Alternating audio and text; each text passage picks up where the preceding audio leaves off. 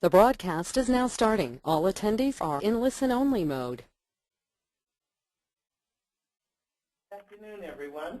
I'm Vanessa Rich, and thanks for taking time today to join us for this webinar. I think all of you are well aware that we have been moving in overdrive, getting ready for conversion, and also getting our Early Head Start Child Care Partnership up and operational. As usual, best laid plans get adjusted. I think most of you also knew that we were going to be in a conversation with the regional office, and we had that meeting on Monday about conversion. It was a very good meeting. Kay Wilmoth and regional staff were very receptive and gave us lots of hints, and also helped us put some other things in the focus we hadn't thought about, and basically helped us move our timeline up. So that's what we're here to talk about today. Fumi and Beth have worked together to put together a grid or Excel sheet that we're going to have you fill out so we can get some key information back about conversion. But what we want you to think about is, if you were going to convert, how would you like that to look? How many Early Head Start children would you like? How many Head Start children would you like? Where would you put these children? What the name of the site is? What kind of program model? So that we have a better idea of exactly what it is that you're thinking about. We've been talking about this, I don't know, in nauseam for about 5 years. And this past year, just about every time we got together. So hopefully you've been giving it some thought. We thought our original plan was that we wouldn't do this until after we had our conference and had a chance to work out some other conversations.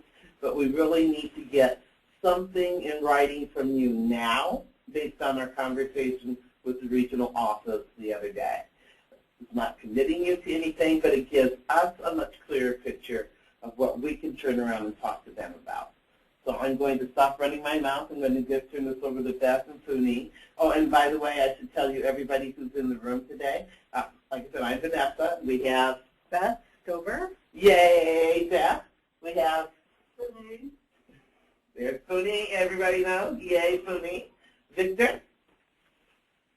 And we have a guest in our audience. We have Kim. Everybody knows Kim from LSSI. Say hi, Kim. Hi. You too could be a guest in the guest audience. So I'm going to turn it over to them. As we go along, please feel free to raise your hand. I know you're going to have lots of questions, etc. And I think you want to get to it first, Beth, and then we'll come back for questions. And then Vanessa can answer all of these questions for you. She's not leaving. See her pick up that book? Oh, no. That is not going to happen here.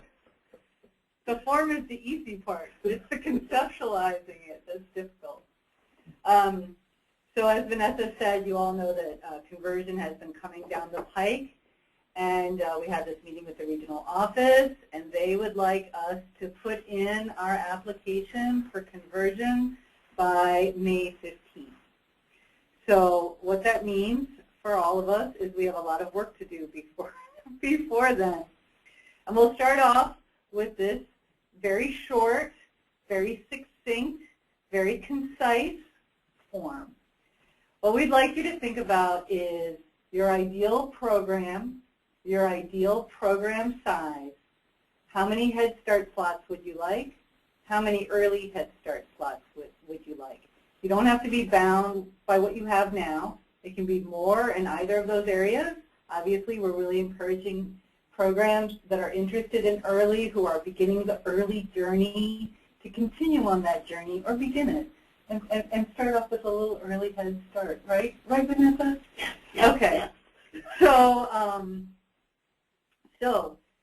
think about your capacity. Think about the different program models we have, which are center-based, home-based, which can offer a lot of flexibility, family child care home.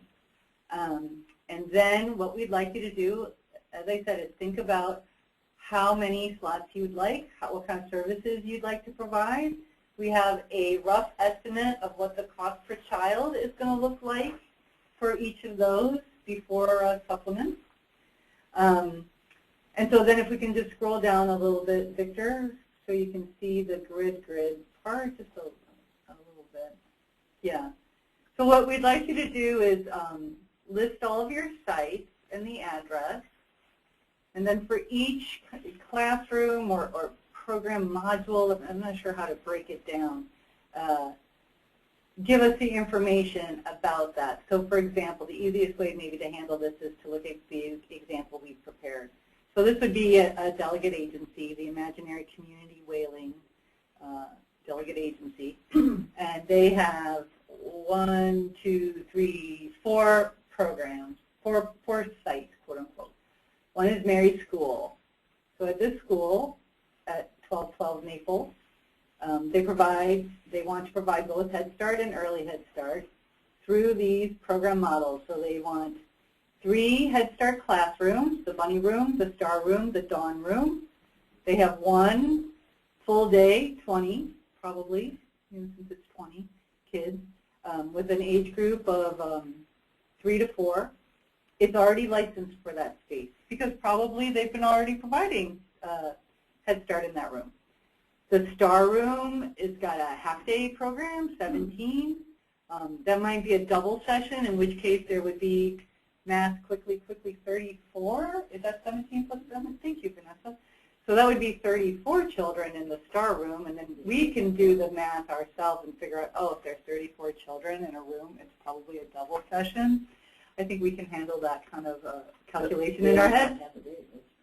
Right, and the age group is 3 to 4, and it's already licensed because this is probably what this agency at Mary School has already been providing. But then they've also decided that they're going to take some of their space and convert it for Early Head Start. And so in those cases, they want to open up 2 Early Head Start classrooms, the Robin Room and the Magpie Room. And there'll be 8 children in each room, because that's the performance standard. There'll be 2-year-olds. And in this case, oh, I guess they are already. They were lucky. I guess they already were doing that. But maybe they weren't, so that you just put no. So then we know that you'll need to go through that process, basically. They could have, maybe they might have had child care in that room, and so that's why that was already licensed as a 2-year-old. It could be. It could be. It's just to think through sort of in a very broad overview sort of way what's going on with your spaces and your capacity. So then they also decide that they want to have a home-based Early Head Start program at Mary. That's called Mary 16. Why not? 1212 Maple, it's Early Head Start home-based. There's a socialization, the bug room, but you don't have to put your socialization room name down there. I think that Vanessa was just being clever and put that there. And there's 12 that they want to provide home base to 12. Children 0 to 6 months or 0 to 12 months or 0 to 24 months. It's up to you. Obviously, in this case, it's up to Community Whaling. And it should be NA there because they don't really need license space because it's a home-based program, correct? Right. So that's sort of their Mary School site. So then they have 1 family child care home. They probably have more than 1, but for the sake of this, this sample. And that's Miss Garci's Family Child Care Home on Levitt. And she provides space for 3 Head Start children and 1 Early Head Start child. So, right, I think this is the main thing, and you can see it with Mary School as well.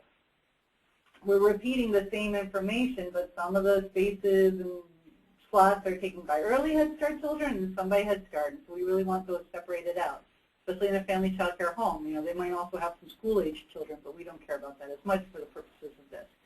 And since they're family child care homes, they are licensed.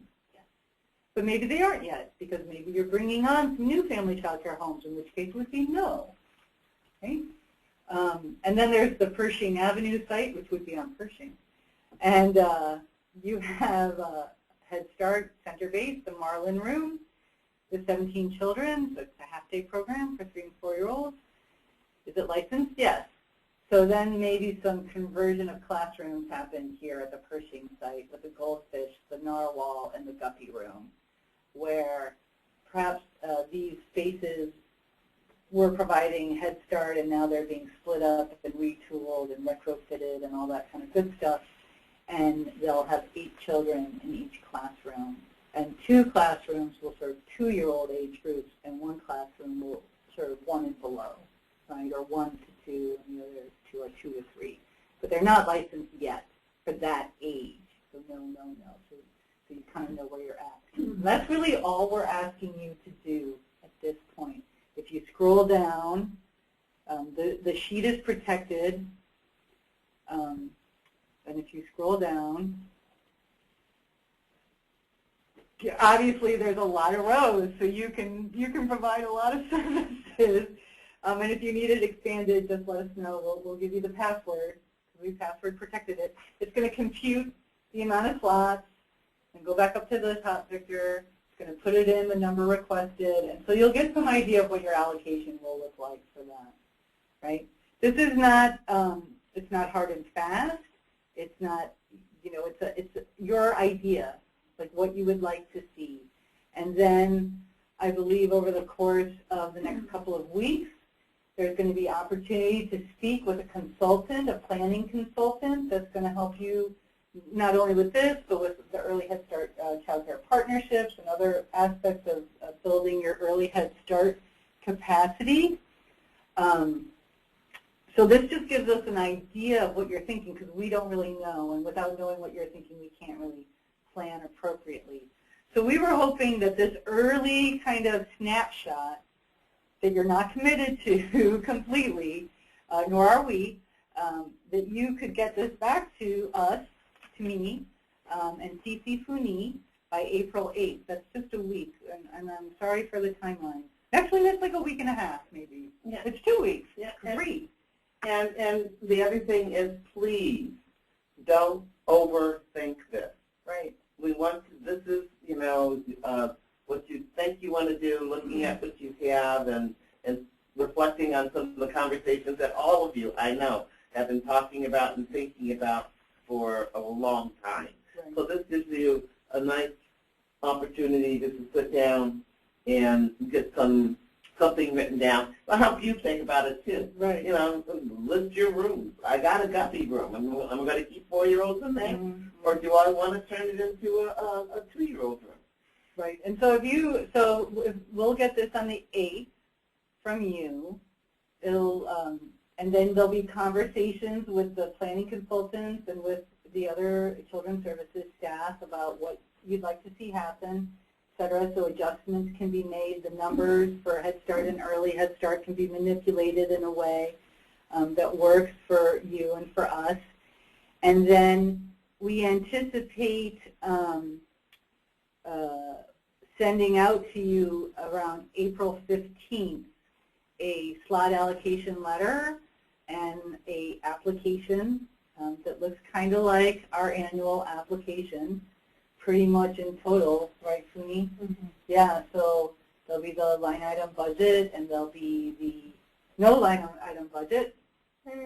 But there is a budget narrative that you'll have to kind of do a little overview in SF424 and SF424A, budget narrative, a little program narrative. We'll have a form for a timeline sort of form, so we can think about and provide the regional office with information about the steps that need to be taken in order to get all of the classrooms configured and ready to provide services. And then you'll have to have your governing body's approval of the application. And then we would like to get that back to us May 1st. That'll be on the application, that sort of information, and then we'll submit to the regional office. And then what we're hoping will happen, or what they have told us will happen, I should say, and so we hope that's what happens, is that they'll give us some sort of notification. There might be some negotiation with them that happens, but then we'll kind of be situated and approved. And so services under this new configuration, the new slot configuration, the new Head Start / Early Head Start configuration would begin September 1st or thereabouts. For some people, there may be a couple months that are needed to really get the classrooms ready or get programs ready, in which case those slots will be held for you. The regional office said that that would be fine, that we'd like to see everybody on board by December 1st. Unfortunately, we tried to negotiate out of this, but then we still have to submit our regular fiscal year 16 grant application. We tried to help SUNY out by not having us have to do that, but we do. So that'll actually look a lot like the conversion application. So the good news is you'll have already written most of your program narrative, and you'll already have written most of your budget narrative, so you'll have very little work to do over the summer, and you can really enjoy the grilling, the dancing, the beaching. Right? It'll mostly snow anyway. Okay, we have some questions. Yeah, I think would be useful right now, Vanessa, would be to kind of recap or some of the highlights of what we've been talking about as far as conversion for the last long time, and then put some hard numbers behind that. Okay. When you first started talking about this, the conversion, in order to make it work, how many Head Start kids would equal one early Head Start kid? Well, again, this is all proposal. This is what we talked to the regional office about yesterday. So we would be looking at moving from our 16,808 Head Start children and our 923 early Head Start children to 3,923 early Head Start children and 10,808 Head Start children. Yeah. So we're going to propose a 2-to-1 conversion, which is why you can see on the form the early Head Start cost per child is kind of definitely more. And it isn't an exact because of the supplementals, et cetera, and the support service contracts that we have. So when you're looking at the 2-to-1, that's out of the entire grant package, not necessarily the cost per child for you. There was a question I know about. And the other thing I think we thought too, and one of the things, the sort of benchmarks you were looking at is that home-based is a real option for people, and you can start off with home-based and then move as space becomes available or as your space becomes available, et cetera, into more of a center-based or family-centered home model. So we really do want you to look at all of the program options. But when you think about conversion, and conversion is, we've been talking about it a long time here in the city for a number of reasons. We have had the challenges of having such a small number of early slots and having them severely underfunded. We are so far, right now we're funding our early slots at half of what we're talking about. And all of us know in order to provide a quality service, that is just basically so difficult. And I want to say publicly, again, thank you to all of the agencies that have taken that on over the years and managed to provide, through blood, sweat, and tears, great services for our kids.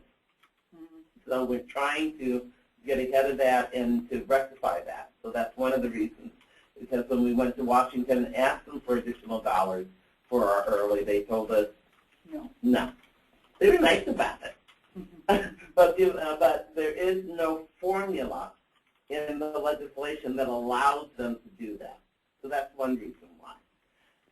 We also know that as the President's plan has been rolled out, and as we look at the rest of the country catching on to early learning and more pre-K coming down from D.C. and everywhere, we know that the shortage, more people are providing services to 4-year-olds. So no matter which way you cut it, if you look at the earlier we start, as we know with the brain science, the better off it is for our families and our children. When we look at the number of children that we're providing that service for, and when we look at what the national agenda is, and the shortage of slots, that children out there that fill all of our slots, it only makes sense that we try to balance our equation. Doesn't mean we're getting out of the 4-year-old business, but it does mean that we need to balance it. And if we're going to balance it, now is an opportunity for us to balance it so that we can increase the cost per child for early. The other thing that's happened, which is happening under this administration out of D.C., is that the president, and they've been very favorable to Head Start. So in the past, when we've even talked about making some of these adjustments, a lot of that was giving money back. This time, we're going to be able to move forward in a very welcoming environment that would allow us to move our dollars around so that we can maintain the dollars instead of losing dollars. So there are lots of reasons why we needed to look at taking advantage of the opportunity, and then again, we've been talking about it and talking about it. So that's part of our conversion conversation. Anything? We have a ton of questions. Okay, Okay. so let's start. Let's get to them. We have RTL early Head Start slots. Are these going to be converted to early Head Start slots? If you are a current Head Start or early Head Start delegate agency, the answer is yes. If you have RTL slots and you are not, we have a couple, actually 2 agencies that are not delegate agencies. They will be converted, but you'll have to be working. We have another conversation for you in regards to partnership, because I think everyone remembers you have to be a delegate agency in order for us to fund you directly with Head Start money. Will there be money available for any major changes in centers, such as sinks and et cetera? Yes. That's one of the reasons why we need to get this information besides starting to get things together for the Fed. We need to, that licensing question, Yeah. there are a couple of things that we're putting in place now. We're reaching out to DCFS in order to try to make sure that people, we're in the queue and they understand. I've got 15 classrooms that don't have licenses based on information that people will be giving us. So we can say, hey, we need to get in place for that. We're looking at the conversations you're going to be having with the consultants in order to see where those dollars are needed to fix some of the things that need to happen. So the answer is, yes, there will be dollars available. I'm not talking, you won't see any, gold-plated You're not going to be toilets. building anything new. But that'll also be part of the larger application. That'll be due May 1st. There'll be some room to discuss what kind of startup costs you anticipate having, so we can see what kind of resources are available. And we will be looking at, remember this is during our current funding year, and so some of the supplemental dollars that we will be putting out there and asking you to, will be targeting for these adjustments and changes. Is there an amount allocated for conversion of classrooms / renovation? No. That would be depending on what everybody submits? Depends on your needs. Yeah, yeah. Depends. We're going to see what other resources Yeah. might be available to help fund some of that stuff. And if I tell you that we're going to get you $5,000 a room, everybody will figure out a way to spend $5,000 and then ask for some more. That's right. That's right. Absolutely. If we ask for early, will that take away from our Head Start? No, not No. necessarily. So you should ask for what your ideal program looks like. So maybe you don't want to get rid of any of your Head Start. Great. So what kind of early complementary early slots would you like, and program models that will you like? And in that program narrative, there'll be an opportunity to talk about that continuum of care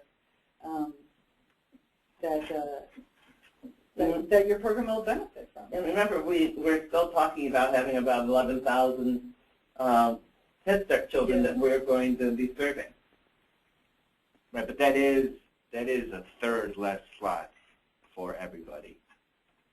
So the likelihood of you keeping the same amount of Head Start and early Head Start is not.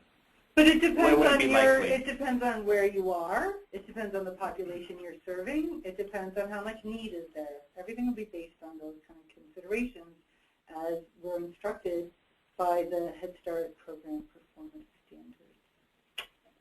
That's one of the slots that we can request for early Head Start. I'm sorry, I'm not reading it clearly. I'm just reading it to myself. Let Victor read it. He does such a fine job. He does. Go, Victor. Thank you. What is the maximum amount of slots we can request for early? Does it depend on the size of classroom? What is the maximum cost per child? So the cost per child is right there on the form, right? $9,785. There's also going to be you'll get the program option table. I don't know if we have it pulled up. Now, you usually get it with your annual grant application, and it's the guide for filling out the program schedule, which you'll have to fill out for this, which talks about what's the class size for each of the, that one. There we go. There's your friend. It tells you what the class size is, how many children in the family child care homes, et cetera, et cetera. So these are the rules, and so you need to be able to think about your capacity and the like. And if you don't have the capacity, you don't have the capacity. Or if you don't have a way to see building that capacity, those are considerations you should make when you're thinking about what the program looks like. Yeah. But there isn't any predetermined limit, right? No, there isn't. And again, there is no sound. Did we do sound? Can everyone else still hear? The current slot reallocation, you should just... Wait, Victor's still sure. What about the current slot reallocation request completed in February? Should this be factored into the conversion? Yes. Mm-hmm. Okay. And these questions are getting jumbled up. So. And can they? I want to say something though. I want everybody to make sure that they are clear about something. When you ask me if you're going to have, you need to ask for fewer 3 to 5 year-old slots because you're getting early. If you have 5 rooms and you're going to use 2 of the rooms for early, you can't put the same children, and you can only use the room one way. So you need to look at what your capacity is. The other thing that you need to be able to figure out is, have you been under-enrolled?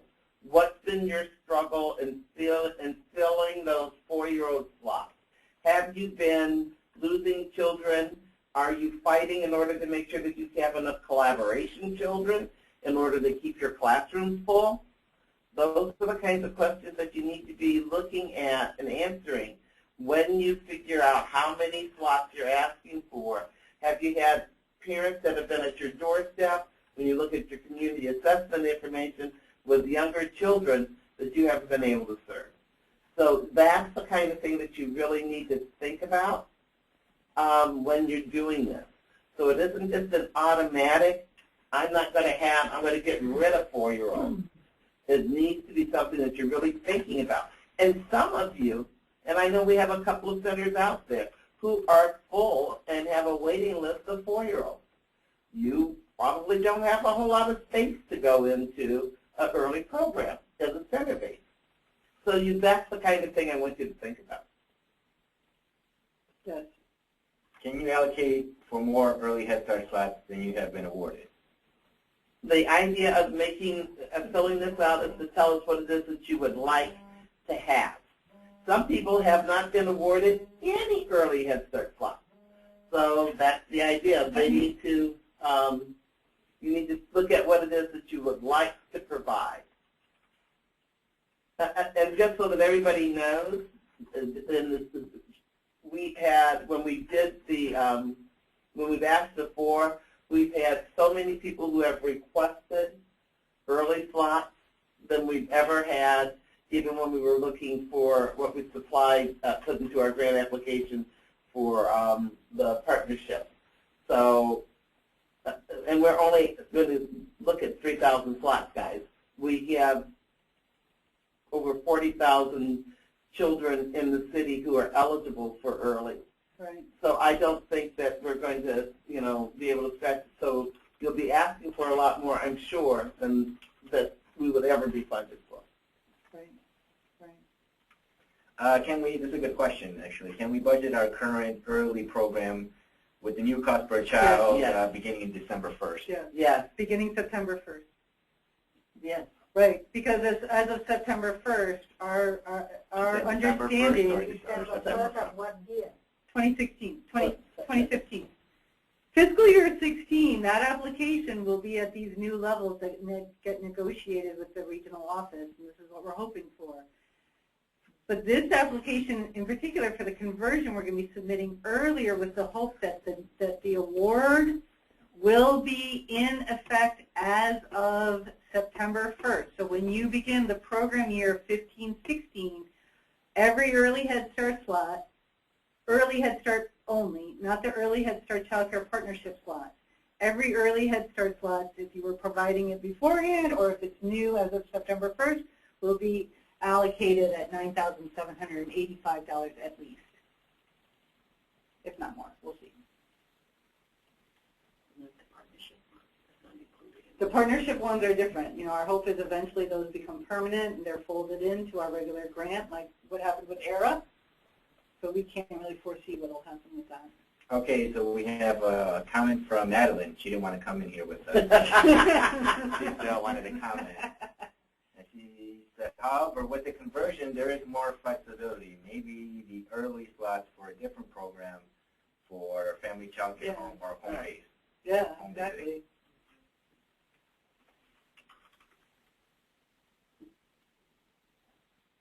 Okay, so what was this question? Yes. Okay, we're looks like we're getting ahead of the curve here, guys. Are we to list each Head Start and early Head slot that we want for next year, including those that we are not converting? Yes.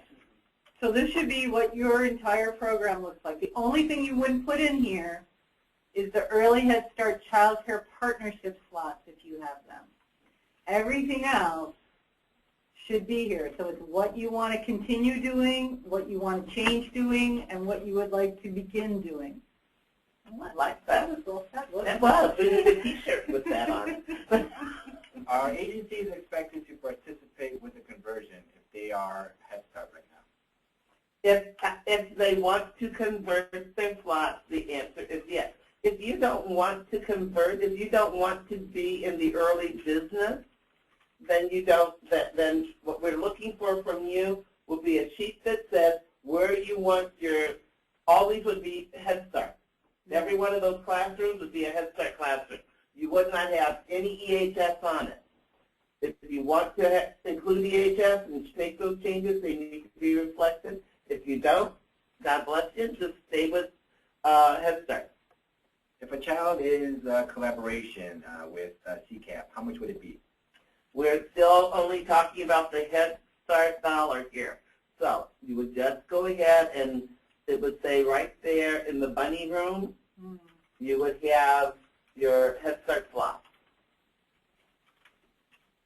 Right, and then if you're getting something else that you're braiding, that's whatever. That's a different contract with us or with ACF or with CPS or whatever. Do you know as far as to plan the Head Start slot? Yeah. So. Do you know if CPS will continue to fund center-based PI for rooms that will also receive early Head Start center-based? We can't answer that question. You need to ask CPS.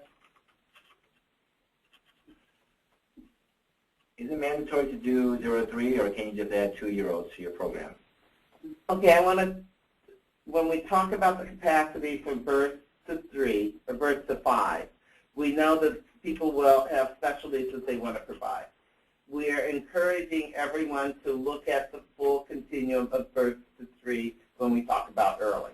However, we also know that some of you are better equipped to provide services for 2-year-olds. Some of you are better equipped to provide services to pregnant mothers and infants. So we want you to look at the full continuum. You do not have to. No one has to say, make sure that you show up with a place for babies and for 2-year-olds and et cetera, et cetera. That is not what's required. But I am going to say that we expect that if you're going to get into the business, that our job is going to be to move you so that you're able to provide that kind of support across the board. We're not looking for you to start that way. You have a place where you really know that you can provide a service. And as Madeline said, think about that. Just like the Whaling The Wayland The Community Wayland Center? community did. I think they did a great job there.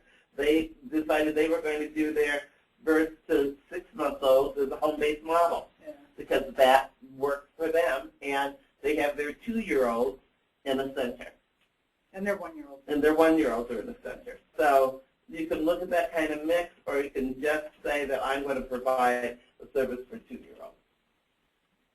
Are you saying the grant year is going to change to September 1st from the current grant year of December 1st? No, no. It's more like when we did ERA, that the ERA schedule, kind of, we have to do a little in-between stuff to sync it up. Yeah, think of That's it it. kind of as an amendment kind of a thing. It's a revision. Yeah. You'll have the regular grant application, as always, due over the summer. We are not including our current partnership slots in this one. That's correct. Yeah. Correct.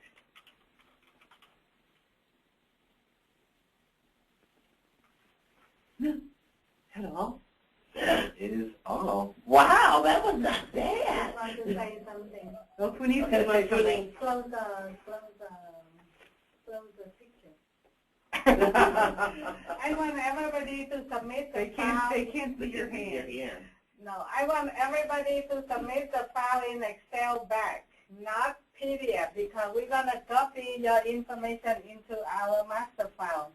So do not save into PDF and send back. And all the columns should remain the same. If you ask us for the password to add the row, it's okay, but do not add any column. Thank you.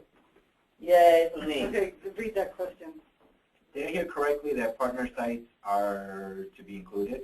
If your partner sites are part of delivering your regular Early Head Start program and your Head Start program, not your Early Head Start partnership special grant. Not your Early Head Start Child Care Partnership grant. Those slots, there's 1,100 of them floating around. They should not appear on these forms. But every other Head Start or Early Head Start iteration should be here, every other program. So it may be that you have Head Start partners, you have other early partners that aren't part of the Early Head Start Child Care Partnership. Yes, what you want that program to look like. If you don't put them on the form, then we'll presume that's not one of your programs anymore, and boom, there we go.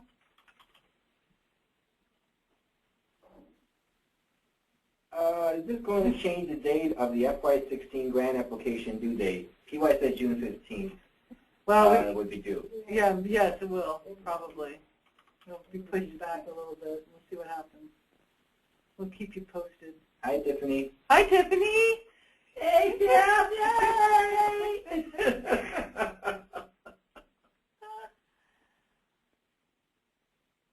No more questions.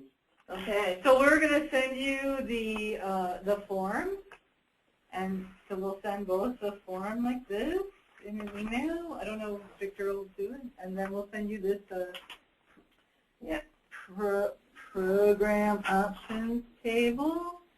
And there it is. Yeah. and if you have questions, you should call. I think Look one at of you too. an important thing for all of us to remember is that it's going to be Yes, very exciting. Pregnant moms? Yes. you can serve only pregnant moms if you want. Yes. So for people, yeah, there are a couple of hints I give you. Go to eClick if you want to find out a little bit more about what early looks like, and so you may have some other ideas about pregnant moms, et cetera. Give you a broader look at that before you fill this out. But I think the other thing is that this is an opportunity for all of us. It's exciting.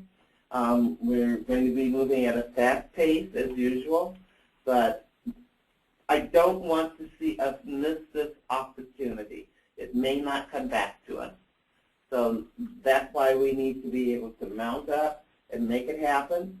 It's going to be great for our families, and I think we'll give our programs some of the support and stability that they've needed for a while.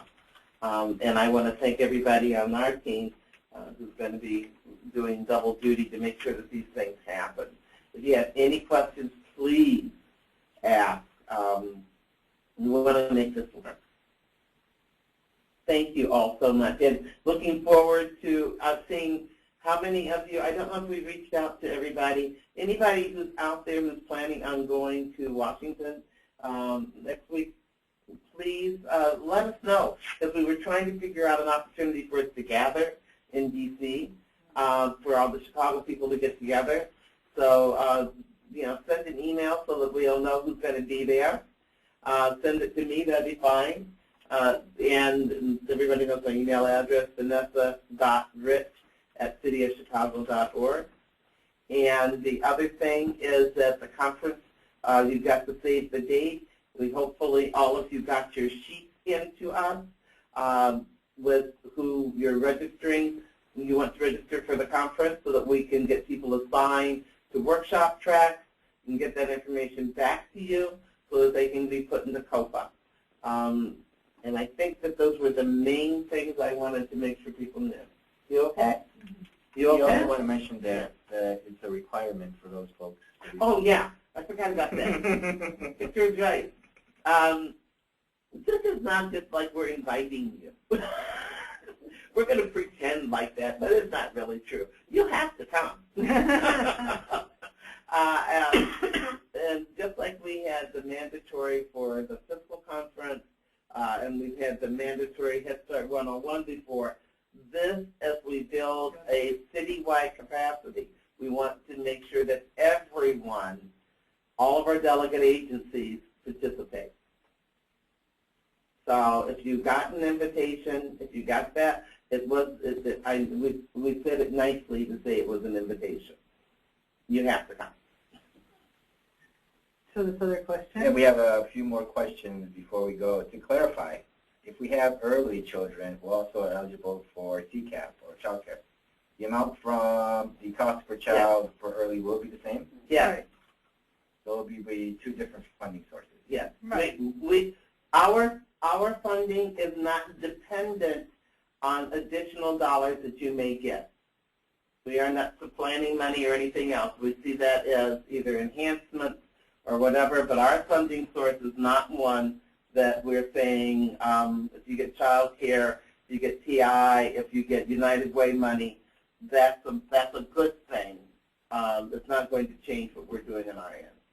Can we have the tracks for the conference to ensure that we have the right people attending? Certainly, we'll be more than happy to let you know those again. They're basically all the content areas. But I'm looking for the management teams that are responsible for those. So it's nutrition, it's disabilities, it's program design and management, it's instruction, and help me out here, family and community partnerships. Disability? And did I say disability? Education? Is that? Health? Health and health. Mental health? Mental health is all in there, so it's health. So when you're looking at your content areas, Fiscal? Is there going to be the fiscal is part of program design and management. Governance, that's all in there. So if you look at the performance standards, basically that's what we're talking about. For fiscal and their yeah, if you go back and look at your standards, they're included in PDM. I don't know who that was. Oh, Dana. No fiscal and or SIA? Not separate, they're part of program design and management. Okay. Thank you. Thank you. Is there a location? It's at the Hyatt? With 151? Yeah, you know, up on Wacker there.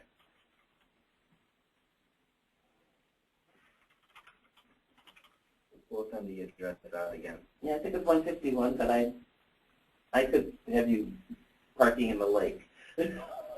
Is the early conference more for coordinators or site directors, and will there be fiscal information given? We're getting our list together right now. Again, I want you to look at who is you only have 8 slots, so who's your management team that will be responsible for assuring that all those things happen. So that just really depends on how you put it together. All of those content areas will be covered. Remember, we're going to have 6 sessions that everyone's going to have to go through in 2 days, and it's not going to be real in-depth. It's going to be that management level, looking at information, ensuring that all the areas are touched. Can you repeat what you said about the RTL slots earlier? RTL slots. If you have mayor's money, corporate money, ready to learn dollars, those slots will be rolled into early Head Start slots. However, the only one, I have 2 agencies out there who are not delegate agencies. They are grantee partner agencies, and we have RTL, and we will have to have a separate conversation with them. If you are a plain old delegate agency, no problem. We can give you federal money. If you are not a delegate agency, a federal delegate, not city delegate, a federal delegate agency, I cannot give you federal dollars directly.